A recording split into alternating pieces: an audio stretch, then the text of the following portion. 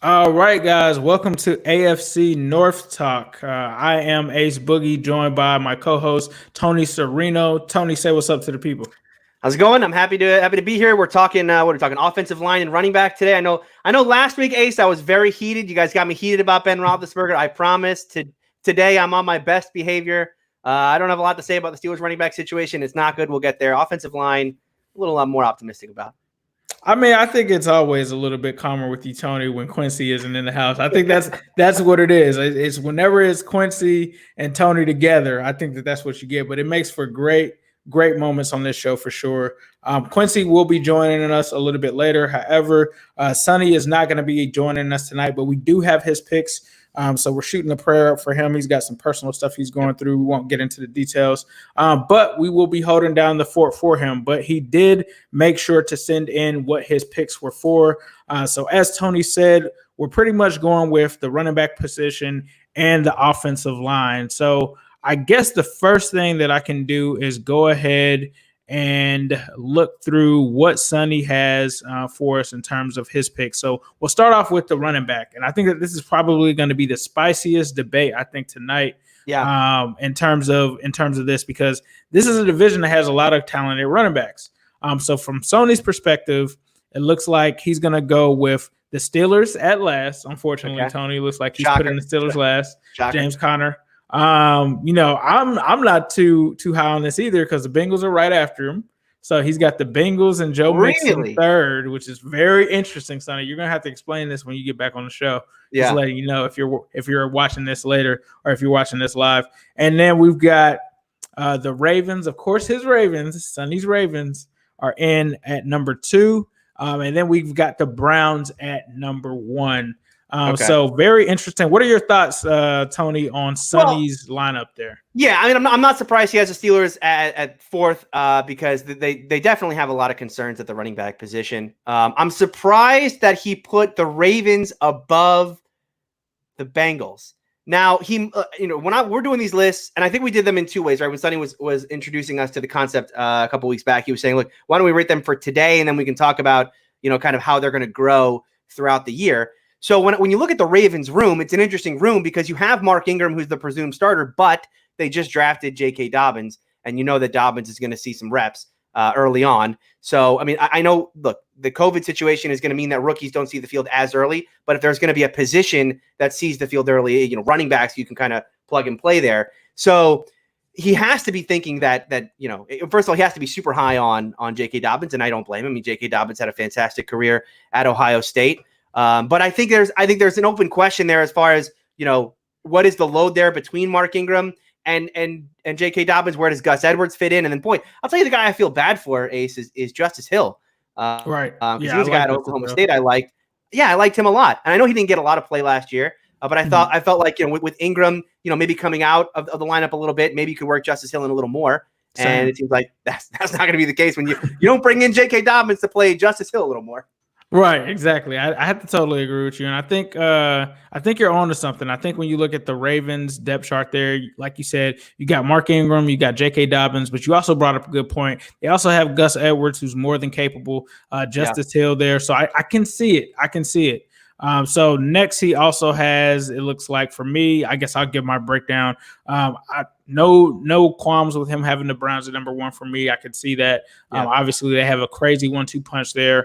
The Bengals being 3rd, I'm not so sure about that. That's where I kind of look at the Joe Mixon factor. I get where he's coming from because we're talking about a deep running back room, but then you have to also think the Bengals also have a deep running back room as well because you also have Giovanni Bernard. You have a couple other guys, Rodney Anderson, which some people may not be too familiar with, but he was a guy that we are looking for. He kind of flashed last preseason, but has had a lot of knee injuries and things like that. But right, exactly. So I mean, there could be the injury factor coming there as well. So then I guess we'll move on to you, Tony, and we'll go ahead and get your rankings for the running back position. Yeah, sure. Let's do it. So my running back is going to look a lot like Sonny's, to be honest. I got the Steelers 4, and I tried, Ace, when I was putting together this list. It's like, how can I first when I do this, I was like, how strong is my case going to be, and how can I put the Steelers above the Ravens? And I tried really hard to look through all the numbers and everything. And if I talk about just James Conner's 2018 season, I can make the case. The problem is we're looking at the 2019 season, and James Conner was just, he was hurt the whole year. So, it's really tough to put this position above the Ravens. Look, you can make the argument that the Ravens are a product of their system and not necessarily the talent in the room. And that's not a great argument, but you can make it. I think the Steelers right now, the big question mark for them in their running game is how healthy is James Conner really going to be going into 2020? There's a lot of belief in the organization that what happened in 2019 is just a blip and he's going to be fine. I think, as a Steeler fan who's watched every game that Conner has played in, I don't have the same belief. I don't have the same trust in James Conner and his, just his body right now. This is a guy who went out with a knee injury his rookie year, 6 games into the year. His 2018 season was up and down with injury. And then last year, the guy just could not stay healthy. He had those, the pity of the season was that he was playing so well, but those back-to-back games or those back-to-back Chargers performance, which kept him out a couple weeks. And then the Dolphins performance, which basically meant, that after that game, they didn't want to play him more than 10 carries a game. And now you're talking about him coming back in and kind of being the feature back again. I just don't see it. So many questions about him. Benny Snell is a guy who I think Steeler fans should be excited about. He could be running back 1. I know there's a lot of hope about Conner staying healthy. I don't believe it. But what I do have hope in is that Benny Snell can come in and be that guy, because this is a player who I think he had 4 yards per carry in all but 1 games where he had 10 plus carries. So this is a guy who, if you start feeding him the ball, he gets better and better. And I think that's an encouraging sign for him. Now, can he be as dynamic as James Conner was out of the backfield? One of the most underrated parts of James Conner's game in 2018 was how good he was as a receiver, right? Kind of fitting into that Le'Veon mode in Pittsburgh. I wonder if Benny Snell can be that guy. He didn't do it at Kentucky at all. They also have Anthony McFarland. When I rate these lists, I don't take rookies into account at all because, again, we just don't know. You can do projections from college, but I just don't know yet. Running back 3 for the Steelers is all jumbled up. Jalen Samuels was terrible last year. Kareth White's an interesting piece, and he's more of a kick returner, and he can be a splash guy. Trey Edmonds was interesting. He's Terrell Edmonds' brother. But again, running back 3 for the Steelers is all over the place. I think it's Conner and his health, and then can Benny Snell fill in when he needs to? We'll see. The Steelers have a ton of question marks. Number 3 for me is the Ravens. For me, Mark Ingram is a hit or miss player. Look, I know he ran for over 1,000 yards last year. Look at his game log, right? Look at him game to game. Very up and down. Look, he had some games last year where he was killer. The guy was unbelievable. 7 yards a carry in some of these games. But then you look at those games where it was 6 carries for 3 yards a carry type deal. Those are the games that Mark Ingram has to avoid, especially in that system where they're trying to get so many of their yards on the ground. So I think them upgrading to J.K. Dobbins or trying to upgrade to J.K. Dobbins is a smart pick for them. But because it's J.K. Dobbins, because I'm not taking rookies into effect here, I'm not rating him at all. Gus Edwards, like you said, great number 2 for them. I don't know where he fits in now with Ingram and Dobbins and Edwards. This team, though, you can't deny that the success that they had rushing the football, 3,000 yards last year. So they're my number 3. Number 2 is the Bengals. I think Joe Mixon, 24 years. Look, this is a guy who's only 24 years old. Okay, so this guy is still in his prime. Now, there are 2 incorrect predictions that everyone makes every year. One is that this is the year for the Browns. The Browns are going to put it all together. We're always wrong on that one. But there's another one, which is this is the year that Joe Mixon is finally going to break out and be a top running back in the league. We keep waiting for that, statistically speaking. Haven't seen it yet. I still am on board, though. I still am a Joe Mixon believer. I know that this offensive line has not been good in a long time. He hasn't had the support at quarterback just yet. Maybe he gets that with Burrow. I know he's playing in a contract year now where he wants to make those big bucks. I expect to see big things out of Mixon. I am a believer that this guy has the talent, no doubt about it. There's some questions behind him. I know you talk about Gio Bernard. Gio Bernard's a fine player. I know that the Bengals want to use Mixon as that kind of the workhorse back, and they should because he has that kind of talent. So everyone behind him, I'm interested by Rodney Anderson, but I think that the injury concerns with Anderson, you have back-to-back ACL tears like he did with Oklahoma and then preseason. I got a hard time imagining he's coming back from that. And then at number 1, I have the Browns. How can you not? You have Nick Chubb, who is just the most talented running back in the division whatsoever, right? Which already would pretty much put them as the number 1 spot. You have to round out that room, but they rounded out with Kareem Hunt, who's another terrific running back. So they've got a 1-2 punch. The only question for me in Cleveland at the running back spot is, when do you want to take Chubb off the field? Are you going to play these 2 guys at the same time? It's kind of that Le'Veon D'Angelo situation. Although, if D'Angelo were if it was like Zeke and and Le'Veon in the same backfield, right? Like, you know, these are two starter capable guys. How do you spread the load there? Because Chubb is clearly the more talented guy, and Chubb is the guy who could average 5-6 yards a carry on the season if they really featured him that way. Do they want to? Do they want to kind of save him for a, you know, I don't want to say playoff run in Cleveland, but I'm going to go there. You know, how do they spread that load around? Otherwise, they have, you know, this is a fantastic room for them, and they just, you know, they have a great problem, which is we have two good guys. How do we spread the load around?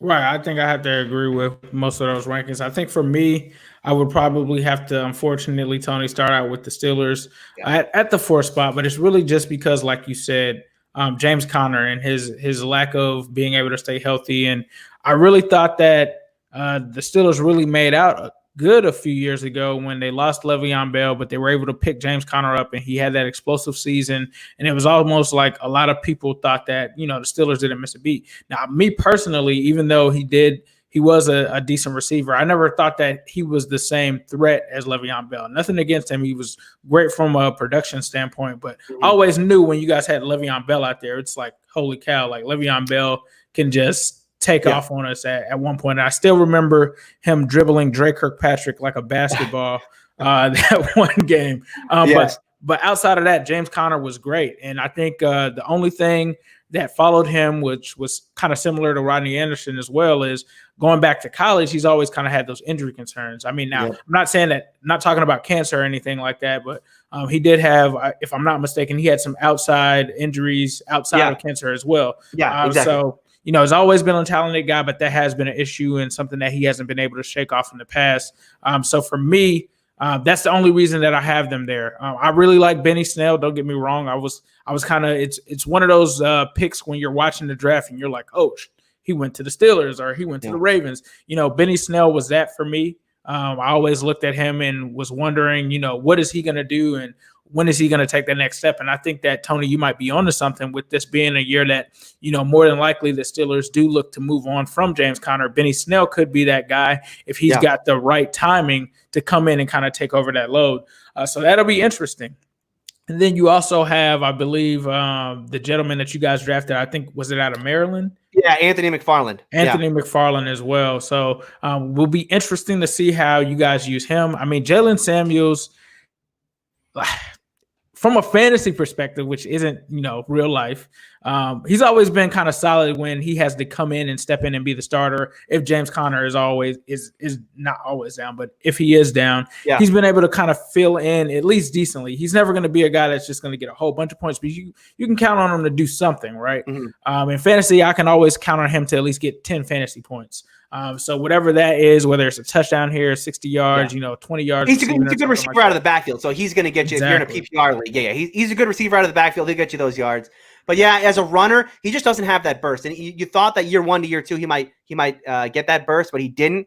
And so, yeah, I think it's tough for me to even see Samuels, to be honest. I think it's tough for me to even see Samuels make the roster this year. Right. I totally agree with you. I think like the McFarland pick probably spells the end of him, especially if you're looking for a back that can, you know, catch out of the backfield. So I think for me, it's going to start with the Steelers at number 4. I think that's when it gets interesting because we get to number 3, and I've got to go with the Ravens. I do like Mark Ingram. I do like him. And I mean, part of that running attack, even though we're not going to try to get into it, I know you guys are going to have all the jokes, you know, not bad for a running back or any of that. But the primary strength of the Ravens, and I think that you also saw this with Mike Vick back in the day, is how that running quarterback complemented that running game. And that's not to take anything away from Mark Ingram, right? Mark Ingram has been a great running back. He was great with the New Orleans Saints and all of that. But I just imagine if you were to have someone like a Kareem Hunt there, if you were to have a Joe Mixon there, if you were to have, you know, anybody else in this division, you know, included in there, I think that they all would, you know, be pretty good in that position because you're worried about Lamar taking off. That's a big advantage that they have. And, you know, the Ravens themselves have kind of showed their hand and said that they don't really realize that they just want it to be solely Mark Ingram, right? You're not going to take J.K. Dobbins if that's the point. So I think what they want to do is they definitely want to go with like a 3-headed monster attack there. between Lamar, J.K. Dobbins, and Mark Ingram, which could potentially be super nasty. Don't get me wrong. That could be nasty. That could be extremely nasty. It could be like a Mark Ingram with like a Ray Rice with a twist. So yes, that is possible. But as Tony pointed to earlier, we can't really grade rookies right now because we don't know what they're going to do. So because of that, for me, I have to go with the Ravens at number 3. Now, that's not a slight to them. I think that this is a division with strong running backs. And so nothing against the Ravens. I was a Justice Hill believer. I was hoping that it was going to come, but we didn't see it, Tony. And I don't think we're going to see it. I think we're not going to see it now. No. I think the Justice Hill show is over. So for that reason, I have the Ravens at number 3. This one was almost a tie for me. I really wanted to kind of do a tie between the Bengals and the Browns, and I'll tell you why. Now, don't get me wrong. I think that the Browns have the better running backs when you talk about the 1-2 punch, right? Mm-hmm. But I think that the Bengals close the distance a little bit when you talk about the number 3 and number 4. But I think I still have to go with my Bengals at number 2. I can't just be a homer on this one. I just have to be real. Based off of last season, we have to go with Cleveland at number 1 and the Bengals at number 2. I love Joe Mixon. I think that Joe Mixon plays with a horrible line. This is a guy that really was setting record lows last season to start the season off. And then the second half, he just really cut it on, got a lot more chemistry with his offensive line, did a lot. This is a guy where if I think he has like the Steelers offensive line, I think he is a top running back. I think he goes from a top 10 running back in the league to top 5 easily. But because of his circumstances, because of the quarterback play, because of the bad offensive line, because of the play calling from Zach Taylor last season, you can't put him over the Browns. So with that said, I think the Browns are number 1. Like you said, the crazy 1-2 punch of Kareem Hunt, and I can't even believe his name is Nick Chubb. Nick Chubb and Kareem Hunt, I mean, it's pretty much there. So for me, that's how it's really going in. And with that said, we have my man Quincy that we can bring in. Quincy, let's get your ranking for the AFC North in terms of the quarterback position. Running back. Oh, running back position, sorry. Quincy, you with us? Quincy, are you there? Am I echoing? No, you're good. No, you're not echoing. All right, cool. So we're at running back rankings? Running back rankings. Running back rankings. What's your running back rankings? I think with Baltimore, it's weird because if you just rank them based off of who's in their actual running back room, it's not very impressive. I know they have JK. I know they have Mark Ingram, but JK is a rookie. And Mark Ingram, he's very good, but he's not a great running back anymore. I think he's still good, but not great. What makes them a great rushing attack is Lamar Jackson. So it's kind of weird to put them at number 1 when their personnel, I think, is less than what the Browns have at 2. But they are the better rushing attack because of what Lamar can do. But I don't know how you factor that in there in a conversation like this. Well, we put Lamar number 1 at quarterback. Yeah, but he also is like he was a 1,000-yard rusher last year, wasn't he? He was, but 13, remember Lamar Jackson, not bad for a running back. I don't know if we want to group him into the running backs here. Well, I'm saying it's so hard to talk about the Ravens running back room without bringing up Lamar because he kind of makes a lot. Not saying that he's just a running back. He's obviously the best quarterback in the division right now, but just saying he does so much for that ground game that it does take what is, a good but not great running back room and make them one of the best running back rooms in the NFL just because of what he can do and what he adds to it. Yeah, true. I think close behind that is obviously, I don't know how people can dispute it, but I'm sure someone will. But it's got to be the Browns, right? Nick Chubb had a fantastic year last year. Kareem Hunt is somebody who led the league in rushing at one point. So you got two guys who have at one point rushed for over 1,200 yards, and they're both still very young, very much in their prime. Yeah. It's something that doesn't happen often in the NFL, and it happens even less on a single team. So I think the Browns have to be number 2 there. And when we get to 3 and 4, I think the Bengals are going to get the edge because I like their best running back a lot better then I like James Conner. I think Joe Mixon's a star in the making. I think he's going to have a huge breakout year this year. And I think Giovanni Bernard has been a very solid number 2 back for quite some time there in Cincinnati. So I think you're going to have an interesting 1-2 punch there. That would be one of the better 1-2 punches in any other division, but it's just this division is crazy when it comes to rushing the football. And then you have Pittsburgh, who we can make all these jokes because they don't have a great rushing attack compared to everything else in the North, but they're not shabby. James Conner might have had a bad year last year, but he's not a bad running back. He is very capable. Same thing goes for what they have with Benny Snell, who I like a lot from Kentucky. They got some guys behind him as well. And they keep drafting these running backs. So they're pretty loaded in that department. So while they are number 4, this is not like in any means a disrespectful number 4 in my opinion. So you have it. So you have Ravens 1, Browns 2, Bengals 3, Steelers 4. Yes, sir. That's what I have. Hey, should we tell him? I mean, he doesn't know our rankings. Should we? I think we should tell him. In terms of my rankings, I had Browns 1, Bengals 2, Ravens 3, and Steelers 4. Tony, what about you? And Quincy, I also had Browns 1, Bengals 2, Ravens 3, Steelers 4. So you actually have the Browns rated lower than we do. And Sonny actually had the Browns 1, Ravens 2, Bengals 3, and Steelers 4. So if you want to redo your rankings, totally fine with that. Yeah, I'm fine with where the rankings are because I'm thinking about like as far as how dangerous is that rushing attack going to be, and as dangerous as Nick Chubb and Kareem Hunt can be, it really ain't got nothing on what Baltimore can do on the ground. Yeah, because of who they have at quarterback, and that changes things for me, and I'm not going to not count that in. But yeah, it is interesting that I'm the only one that put the Browns number 2 because personnel-wise they are number 1. Yeah, but execution, I think that tends to go in the favor of Baltimore. Yeah, and I think it's interesting that you're taking Lamar, and I tried to not take Lamar. I mean, obviously you can't remove the scheme from what Baltimore is doing, right? And Lamar plays so much into the scheme there, and how much of what Baltimore's success is about the scheme that they run, right? And of course Lamar being a huge part of that. I think you can take that into effect, and that's why Ace and I have them as number 3 because look, if you go back to the Ravens were the number 1 rush team in the NFL by far, right? They had 3,000 rushing yards last year. In 2018, without Mark Ingram, okay, this is with Gus Edwards and Alex Collins and Kenneth Dixon, they ran for 2,400 yards, right? So they were much better last year. They were much better, but they weren't like, leaps and bounds better. That's because they played half the year with Lamar, right? And they kind of had this scheme going. And I think that's why, for me, if we're just talking about the quality of the room itself, I'm going to rank the Ravens 3. No, like you said, Quincy, this is the best rushing team in football. I'm not trying to take away from the production. I'm just saying the quality of player isn't as good as what's in Cincinnati and Cleveland.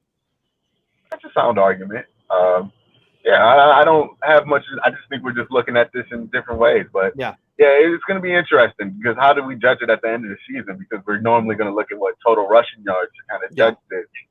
And that's going to be where it kind of gets difficult to determine who was better where. But it's going to be interesting. This division, you're going to have to stop the run in order to win any football games. Once we get talking about the defense, I have some concerns about the Browns. Yeah, I'm not going to be Mr. Brown's guy on the defensive side of the ball here, outside of a couple of guys. Well, I think the same is going to be said for me once we get to the offensive line, but I think we want to kind of take a halftime break from the position rankings and kind of go into some news that went around the league. So obviously, Jamal Adams, big news this week. Jamal Adams was traded to the Seahawks for a king's ransom, in my opinion. Tony, I don't know if you have the exact picks on that or not. Yeah, I can pull it up. But it was a king's ransom. No shortage of picks there. Jamal Adams, in my opinion, great strong safety. Honestly, probably, if not the best safety in the NFL, one of the best safeties in the NFL. But at the end of the day, From my opinion, he's more of a box safety. So he's not really, in my opinion, kind of like a free safety that can roam. Now, that's not to say that they may not use him that way. Maybe with the price tag that they put on him and the skill set that he does have, I think that he could do that. But I think primarily he's been more of a box safety. But Tony, what are your thoughts? And Quincy, what are your thoughts on the Jamal Adams trade to the Seahawks? So, yeah, the trade was the Jets gave up Jamal Adams and a 2022 4th-round pick, and they got back a 2021 and 2022 first-round pick. So 2 first-round picks, a 2021 3rd-round pick, and safety Bradley McDougard, who I guess will probably take over now at safety for the Jets. This is an insane trade. And look, I agree with you that Jamal Adams is best in the box. I don't know that that's all that he is. The Seahawks, when after they made this trade, they said, oh, we consider him to be more of like a weapon, right? They want to use him all over as a linebacker. They want to use him on the edge a little bit, right? Maybe they could even try to use him at corner. I don't know if that's a great spot for him, but they definitely are going to use him at free and strong and that kind of thing. Look, he's a great player. But you're giving up 2 firsts and a 3rd for Jamal Adams. That's way too much. That is way. Look, the Steelers last year traded away a 1st-round pick for Minkah Fitzpatrick. Okay, now Minkah Fitzpatrick at the time of the trade was not as good a player as Jamal Adams. I will concede that point. He ended up being an All-Pro, but we didn't know that at the time. We just knew he was a good player, a solid player. But still, this you're talking about another 1st and a 3rd to get Jamal Adams. I think this is an insane trade unless the Seahawks are considering this. Unless they think there is no chance the college football season gets played in 2021. And therefore, the draft is going to go on in 2021 without seeing any more tape, right? The tape we have today is all the tape we're going to get on these college players. If that's the case, then the draft becomes a little bit more of a crapshoot than normal. And so your 1st-round pick, is it really a 1st-round pick?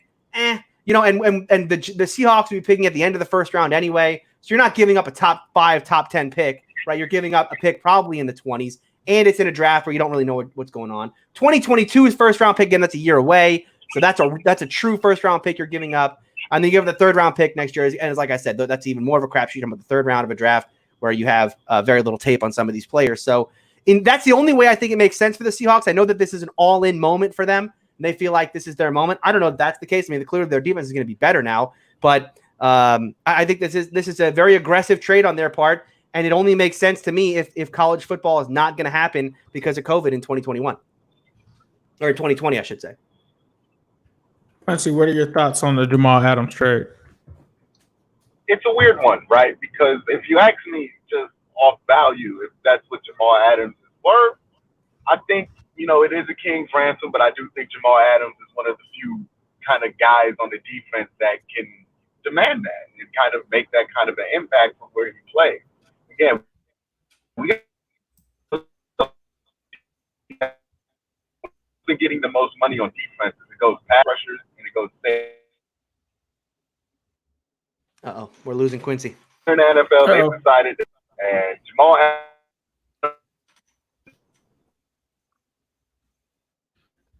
All right, we'll come back to Quincy. It looks like we've had some issues there with the signal with him multitasking right now. So we'll come back to him. But for me, when I look at this trade, it really depends. And I think someone made a good point in the chat, and I think that it was Trib. It depends on what they actually do with the picks. Yep. Yeah, you're coming in and out. Yeah, we'll come back to you, Quincy. I'm going to take you out for now, but we'll bring you back in. So for me, I think it comes down to what they actually do with those picks. Not to throw any shade at Quincy's team or anything, but we've seen the Browns come back with, great picks. They've had great trades during the draft that we've looked at. For example, the Julio Jones deal, right? They gave up a king. They basically got whatever they really wanted from the Falcons. But when you look at the flip side of it, a lot of people are going to say it was Julio Jones. And this is one of those situations where it's Jamal Adams. Like, this is one of the guys that is going to be a surefire, top 10 player in the NFL that they're getting. Will the Jets get that for him? We don't know. We can't see the picks right now. So right now you have to judge it at what it is right now, which is, like Tony said, you're getting Jamal Adams, you're trading away a 4th-round pick that probably wasn't going to pan out anyway. But actually, the Seahawks, I can't say that because the Seahawks actually do pretty well drafting late. But anyway, they're getting rid of that for their 1st-round pick, which they notoriously screw up. So, I mean, they probably would have picked some guy that should have been drafted in the 3rd or 4th round anyway. They wouldn't have picked a guy like Jamal Adams. And then you also give them the 3rd-round pick. So, honestly, at first, when I first saw it, I was like, this was way too much. But now that I'm looking at it, I think that this was a great move for the Seahawks because you're guaranteeing a Jamal Adams. He's in the first year, I think in the final year, if I'm not mistaken, of his rookie contract. So this guy is still young. He could play for you for a long time. The only thing is, do you also have to pay him that money and that contract that comes along with it? Now, if you not only have to pay that price to get him, but then you also have to pay him top dollar, that's where it kind of gets a little too steep for me because not only do you have to give up this for him, you have to hope that this guy's going to stay there. And I happen to be friends with a guy that's a Seahawks fan. If you remember a couple of years ago, they did, I believe it was the Everson Griffin trade. And that didn't really work out for them. They ended up giving up a 2nd-round pick, and he didn't stay there. He ended up leaving, and they really didn't get anything for him. I think it was Everson Griffin. I might be mistaken on that, but it was some defensive end that they traded for. He was like a top guy, and he pretty much just left after the end of the season. And I remember the guy telling me like we basically just gave them a 2nd-round pick for nothing because the guy ended up leaving. Now, it might not be Everson Griffin, but it was someone that they gave up and they traded for, and the guy just pretty much left. I actually think he went to Cleveland, if I'm not mistaken. I think he ended up going to Cleveland.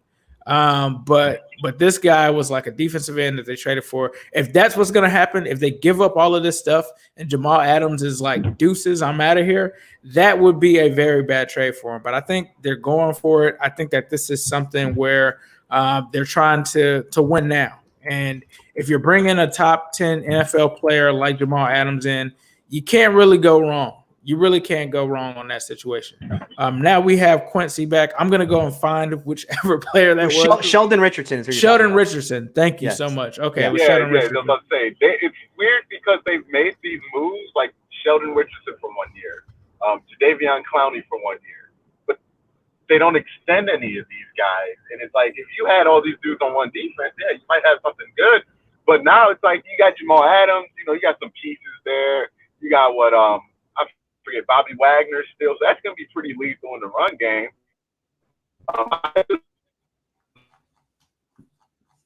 Yep, there it is. Man. Yeah, because I don't think that Jamal Adams puts that defense over the top in any significant way that's going to make them automatically a bona fide Super Bowl contender more than they already were. I mean, maybe I would be more excited if they got some kind of piece to go alongside DK and for Russ. I just, it's an odd move to go all in. Yeah, going all in defensively for them. Yeah, I think you made a great point. I think if you're going to go all in on, a player like this, of this magnitude, I just look at the position and I'm like, strong safety isn't where I want to do that at. If I'm going to do that, it's going to be at the cornerback position. Like, let's say, for instance, the Patriots this past year, the cornerback that they had there, Stephon Gilmore, that's a player, that's a position that's premium, that's going to have a major impact on your defense immediately. He's going to shut down one side of the field by himself. Even linebacker, right? Like, even if you're bringing in like outstanding middle linebacker, like that can change your defense. You talk about the defensive end position. You get the right edge rusher in there, like a Khalil Mack. Yeah, I'm giving that up for Khalil Mack, and I'm not even thinking about it. It's not even a question. Like, was that worth it? Yeah, that would be worth it. But Jamal Adams, the fact that he plays strong safety, that's the only, like, yeah, I'm cool with it being that he's a top 10 player, but it's a strong safety. So I think Quincy made a great point there. It's like, how much does a strong safety really affect your defense? Like, is he going to be able to compensate for bad linebackers? Is he going to be able to compensate for a lack of pass rush now that you don't have Clowney there? Obviously you're not bringing him back. What does that do? So I think it's a very interesting take there. Now, Sonny didn't let me know what his thoughts were on that. So we'll have to get that from Sonny the next time we have him on. But with that said, I think that we can move on to the next segment, which is going to be pretty easy for me, at least with who's last, when we talk about the offensive line. So I'll go first on that one, and I'll say for me, I think the rankings, obviously, for me, start with the Bengals in last place. It's almost kind of scary because the coaching staff seems to feel very confident in our offensive line, especially after the past 2 or 3 seasons of struggling and not really playing to what we were used to, and obviously affecting the entire offense and things of that nature. These were things that I warned Quincy about when the Browns were having their offensive line issues. However, the Browns were smarter than us, and they obviously learned to bring in more talented players. The Bengals are heavily relying on Jonah Williams. I rely on Jonah Williams as well. I think Jonah Williams is going to be a great player, but at the end of the day, he's only one person. He's going to be our left tackle. You talk about the center position. I think that that's our second best, strongest position. When you talk about Trey Hopkins, a guy who was unknown, probably in most NFL circles, he was a undrafted free agent that came in out of Texas and worked his butt off and ended up stealing the position from Billy Price, a first-round pick, and it really wasn't close. He was probably easily the second best offensive lineman. You might want to say first base because we haven't seen Jonah take a snap yet. And then you talk about the guard position. They brought in Xavier Su'a-Filo from the Dallas Cowboys, still in kind of a wait-and-see mode with that. Some analysts out there actually think we downgraded from John Miller last season with doing that. And then we've got Michael Jordan, another young guard out of Ohio State who had some growing pains, but they're really high on this guy. And then you get to the right tackle position, and that has been where a lot of people do not like Bobby Hart. I think that Bobby Hart is an average player. I think he's pretty decent at what he does, but he's by no means great, and he's by no means irreplaceable. So that brings up the talk with Fred Johnson, as me and Tony kind of talked about before the show came on. There's a lot of excitement for Fred Johnson to come in and take over that right tackle position. And I think that that's what it's coming down to. From all indications, that's what I've heard from Bengals outlets is this is going to be a dogfight between those two. With them giving Bobby Hart a contract extension last season, they can get out of that this year. So there weren't many guarantees in terms of that. And so it is a real possibility that Fred Johnson could come in and take this position. That being said, this is the bottom of the barrel. We're number 4. When we get to number 3, unfortunately, even though I love what the Browns did in terms of bringing in new guys this offseason and improving that offensive line, I still can't put them over the Ravens and the Steelers. So for me, I think that they're leaps and bounds better than my Bengals. I don't think that, 3 is where I see them as being slightly better. I think that they're leaps and bounds better just based on some of the guys that they brought in. Still, there's, obviously it has to be put together and we have to see what this chemistry looks like. But I think based on what they did, they got a couple of guys that I wanted for us to get last season. So then I think that brings the Browns in at 3.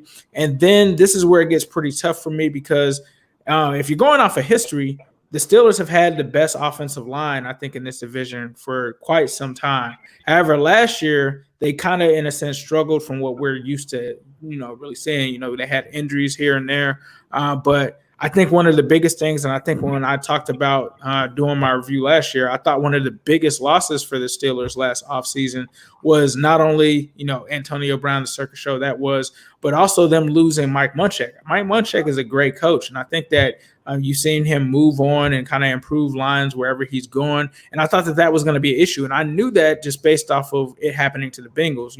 When we moved away from certain offensive line coaches, in particular, I just think as recent as Frank Pollock to, what we did last year with Jim Turner, there was, it wasn't the same. It wasn't the same. So I think that definitely affected them. But I think that they have room to improve and actually retake that number 1 position going into next season. So with that being said, I have to put the Steelers there, and that's solely based off of last year. I think if we're going off the last 5 years, it's easily the Steelers. And then I have to go with the Ravens, who I'm kind of jealous of because they got my man Zeus, who I really wanted for the Bengals a couple years ago. And he's really grown into that role. And I always was kind of high on him. I never got the understanding why so many analysts were down on him. Thought that he was a decent player. He's really growing into that. And then you also have Ronnie Stanley, who's also growing into a great tackle there. If I'm not mistaken, they did have, I believe, a huge retirement that happened this offseason. Yeah. However, they kind of plugged that gap pretty fast through free agency. Bringing in his name DJ Fluker, right? But yeah, DJ Fluker. Thank you. So they brought DJ Fluker in. So I think that they're going to be solid. I think that they're going to be a good unit, and with those schemes that they have there, I think that they will easily be one of the top units in the division. So I have them at number 1. Quincy, what is your top 5? My top 4. So yeah, I'm gonna have to put the Bengals at the bottom. I like what they've done. They got Jonah Williams. They got something, or at least attempted to solve something. So I think they're 4, but like they're not as awful as a situation as they were in last year, where it was like we re-signed Bobby Hart, y'all. That's it, baby. Like so, so there'll be 4. 3, 2 and 3 is a tie, and I'm gonna just put the Browns at 3. So I'm gonna just save Tony an aneurysm. I'm gonna put the Browns at 3. Because the Browns haven't proven anything. Yeah, they signed Jack Conklin at right tackle. They've gotten Jedrick Wills at left tackle. They do have 2 very good interior linemen in Joe Bitonio and J.C. Treader. That combination has not allowed more than 2 sacks in the last 2 years. So very good there. More supported. Question mark at right guard. You have the Steelers, who are in a very similar situation, except for they've played together and they've been together and they've been better. They don't have Foster, I believe, the right guard. He retired. But they still have Villanueva at left tackle. They have the same solid offensive line, Marquise Pouncey inside. Yep. De Castro. The same question marks, except for Pittsburgh just actually proving on the field. I would take the upside of Cleveland over Pittsburgh, but we're talking offensive line here.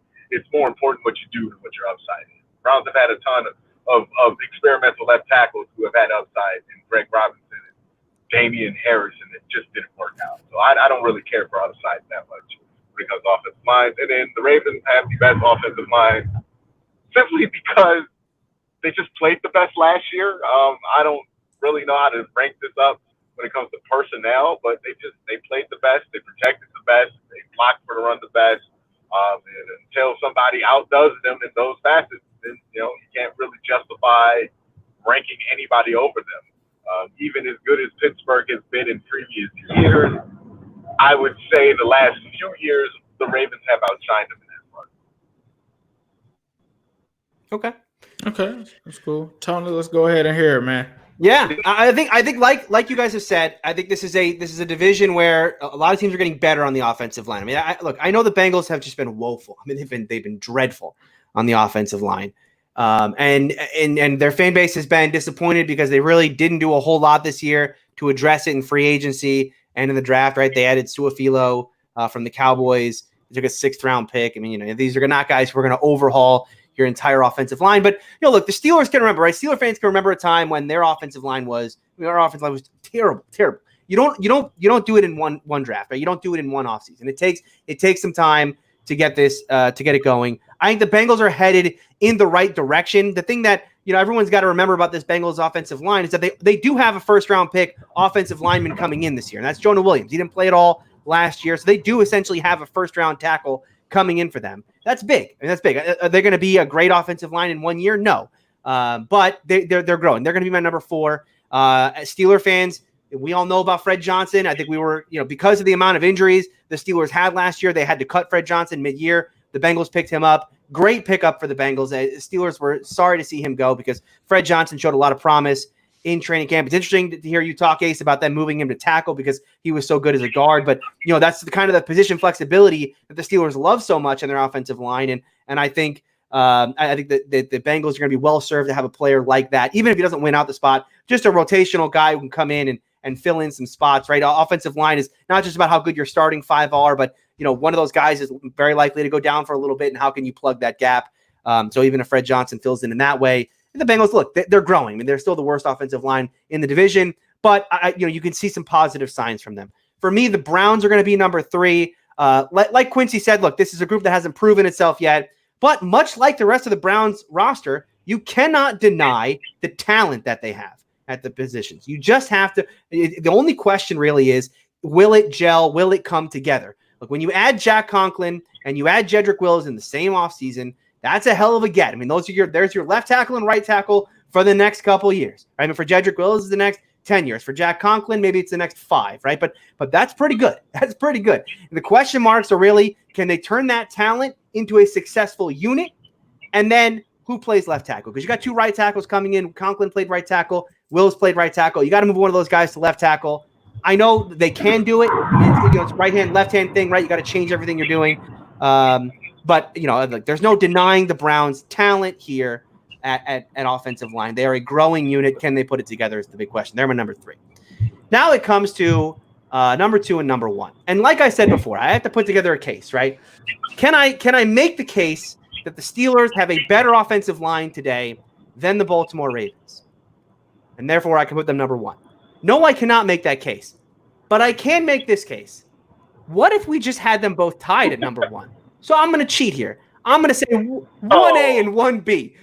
Steelers and Ravens tied together. And I'll make my case here. Look, the Steelers have been, like you guys said, far and away the best unit in the division, right? And this has been for years now. And I think in 2018, I think they were the best offensive line in the league. But that's 2 years ago. And like you said, Ace, they lost Munchak going into 2019. I think that was a big loss for this team. Now, they had a down year last year. There's no doubting the Steelers' offensive line did not play as well last year as they have in previous years. Now, is that all because of Munchak? I don't think it's all because of Munchak, right? When you lose Ben Roethlisberger in week 2, and then you have bad quarterback play, you have a rotating cast at running back, they saw a ton of 8-man boxes. It's tough to create running lanes when you've got 8-9 guys in the box on every single play. And they've just got defenses have no fear of you going deep, right? Mason Rudolph had like the lowest yards per attempt in the league. So the offensive line, I'm not going to make the case that the offensive line in 2019 was good. It had a down year. It was not a bad offensive line, but it wasn't great. And there couldn't be an argument that if you are a great offensive line, it doesn't matter how many guys are in the box, right? You should be able to run even if they know you're going to run. Baltimore would certainly make that case. I know Sonny, if he were here, would certainly make that case. Look, the Steelers need to improve in the run game, and that starts with the offensive line. They had a down year in the running game. But here's why I make the case that they are going to be just as good. I think they're going to make an improvement to their line where they're going to take Matt Filer, who was a very good right tackle for them a year ago, and they're going to move him to a position they think he's even better as his left guard. So he's going to replace Ramon Foster. It's replacing a strength with a strength here because they feel like they can plug in Zach Banner or Chucks Okorafor at right tackle and be just as good as they were. The Munchak loss, the switching around of the offensive line, it makes Steeler fans worried. It makes me worry about the future of this line years from now. You got Villanueva going into his 30s. You've got DeCastro going into his 30s, Pouncey going into his 30s. There's a lot to say that this offensive line is entering the twilight of their greatness. I think they're still going to be great for another couple years, but that's going to end, and they're going to have to try and make some adjustments there. For the Ravens, look, there's no doubt they had a great year. They had a fantastic year. They ran for 3,000 yards.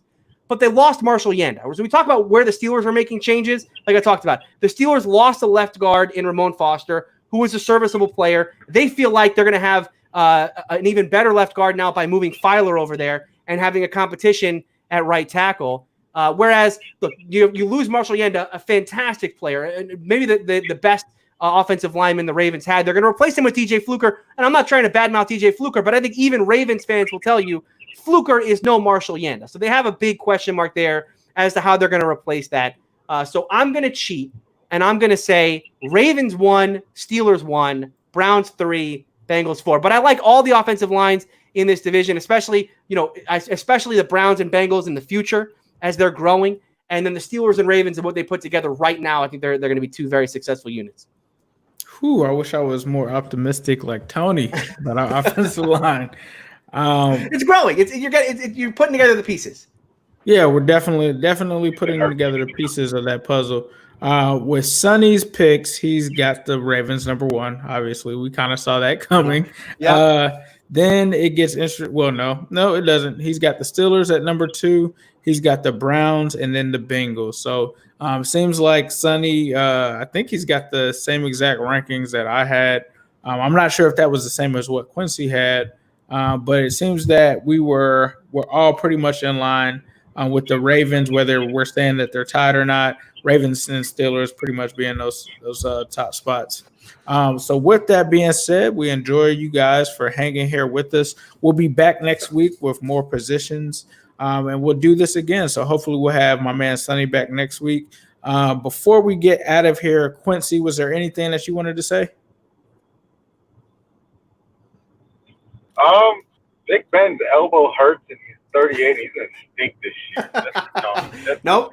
I gotta give him that one. And look, if Ben can't hurt me this week.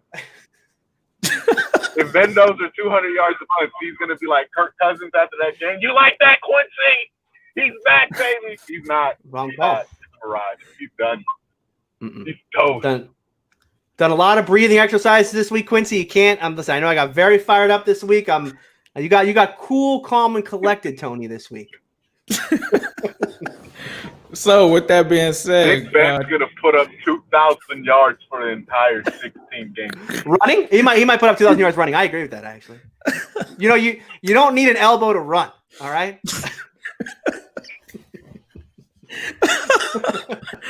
Oh my God.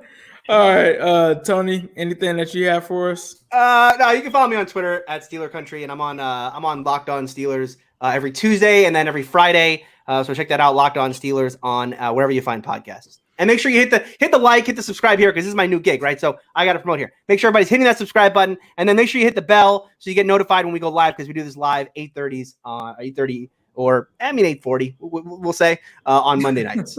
Yeah, likewise. I think if you guys could help us out very much and post this or share this in any AFC North groups that you're in, spread the word about this channel because I know you guys, I think that we like to have a community here. Saw Ing Raven in the crowd, so shout out to Ing Raven for being on the stream. Hopefully we can get him on the show to get some of those Ravens takes as well. But thank you guys for rocking with us. Be sure to share this with your friends, comment, retweet. It really helps grow the channel. It really helps get our faces and stuff out there. I know that you guys enjoy these takes. You got Tony Serino from Locked On Steelers. You're talking about one of the guys that's one of the biggest Steelers guys. You got Quincy Carrier, who is he is the biggest Browns guy and just biggest Browns YouTuber for sure. Troll and Steelers hater. Oh my God. I thought I hated the Steelers until I met Quincy. But be sure to also follow him. And then you've got my man Sonny as well, who's always going to rep for his Ravens for real and always is going to talk trash to us no matter what.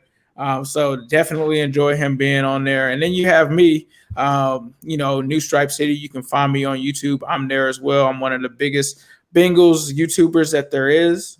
So definitely be sure to meet. It's almost kind of like the Avengers. It's like we all come together and get ready to take on Thanos, who I guess Thanos in this case has to be what? The Patriots? The Patriots. Well, I mean, they kind of, I guess maybe the Chiefs now. Maybe the Chiefs now. So we all have to come together and, do our thing. But what's up, Quincy? We are like a Dat Piff era Lil Wayne mixtape. If the streets be talking about us, they know what's up. If you real fans, they in the AFC North, they know what's up. They're bumping the Drought 3. They're bumping No Limits. They know no ceilings all day. We the mixtape. We hot. And I'm so glad to be able to do this show with y'all. Y'all do so much good work. No, likewise, brother. And I definitely want to give another shout out to my man Sonny. Like I said earlier, I don't want to get into anything too private about his information, but just shoot a prayer up for him and his family is all I can ask for you guys. So, we're going to let him come back when he wants to on his time and take this break that he may need now. But as I said, this is the AFC North Talk. I am Ace Boogie. We got Tony Serino, my man Quincy, and we'll be back with Sonny next week. Thank you guys for listening. Peace.